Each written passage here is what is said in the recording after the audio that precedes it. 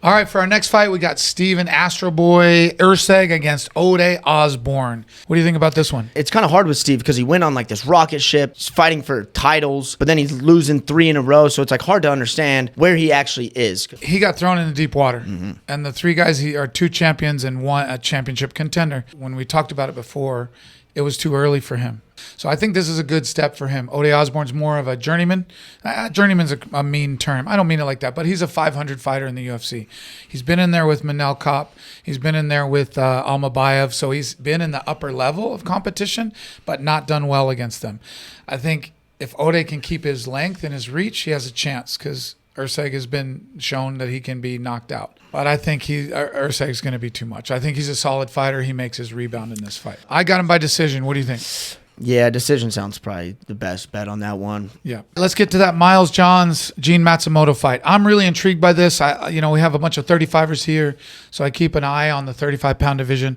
We fought Myles Johns, who's a super tough guy. He's an LFA champion previously, won on the Contender Series. Gene Matsumoto, he won on the Contender Series, and he won against Casey Tanner. Casey Tanner is a tough son of a gun, like a grindy. You're going to have to bring your whole game to beat him, and then showed out like a champ against Rob Font. So I'm interested in this fight. How do you see it going? Yeah, it's real interesting, right? Somebody that's 16-0 and then has to fight Rob Font. That's a tough guy. I think it was even on short notice too. Yeah, for me, that's a really interesting one just because of that. You have somebody that's been in 9 fights into the UFC. This guy's 2-3 fights in. Like we say, sometimes the dance partners with the best guys, people show up and they fight smarter and better, and then when they kind of go back down, you don't know what happens sometimes. So we're gonna see if the Rob Font one was just he just fought tough and had it, or is he that tough and he's gonna start walking through? I feel like he's a real good guy, and the buzz around the sport is that he's the real deal. Myles Johns is tough, man. He's not going to be a walk in the park. I got to lean towards Matsumoto. A split decision loss to Rob Font. Holy cow. Crazy that he was able to step up. He showed a lot of guts. I think it's going to be a gritty one,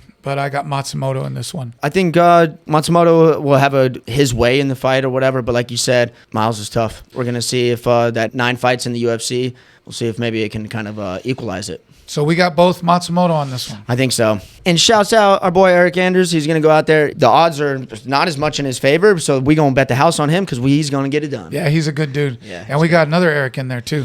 Eric McConico, short notice. Short notice. Our boys in the house. Man, we got all the Erics showing up. About to sleep some boys. Oh, I love it. Make us a big wad of cash. Not really, but let's do it. Let's go. Thanks for showing up, guys. We'll see you later.